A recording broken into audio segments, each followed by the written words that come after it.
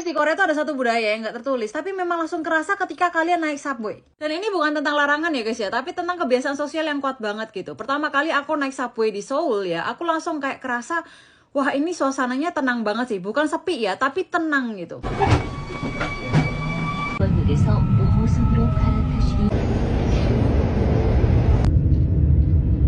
Orang-orang di subway itu ya sibuk sama HP mereka masing-masing gitu. Ada yang dengerin musik, ada yang nonton gitu ya, ada yang baca buku, ada juga yang tidur. Tapi jarang banget ada orang yang ngobrol dengan suara keras gitu ya. Kalaupun mau ngobrol, biasanya suara mereka tuh pelan-pelan gitu loh. Volumenya tuh kecil banget kayak bisik-bisik gitu guys. Kalau masalah telepon, biasanya mereka nggak mau terima telepon di subway guys. Biasanya ya kebanyakan gitu. Tapi kalau misalnya pun urgent, mereka bakal terima telepon itu jawabnya cepet-cepet sama bisik-bisik gitu. Nah dari situ aku mikir guys ya, kayaknya ini memang udah kebiasaan sosial gitu buat menjaga situasi di public transportation tuh tenang. Menariknya ya guys ya, nggak ada larangan resmi yang melarang orang itu berbicara ataupun makan di subway, tapi tetap ada norma sosial yang membuat orang itu sadar diri gitu. Bahkan di dalam keretanya tuh ya guys ya, ada kampanye yang sering ditulis sama mereka ya, kayak misalnya 조용히 타세요 gitu ya, naiklah dengan tenang, ataupun 대화는 조용히 통화는 삼가주세요 gitu, yang artinya kayak ngobrol pelan dan juga hindari menelepon gitu. Hal yang sama berlaku soal makanan juga guys, misalnya kayak makanan yang berisik, yang berbau menyengat atau gampang tumpah, misalnya kayak ramen, kimchi ataupun keripik gitu ya, biasanya orang akan merasa terganggu.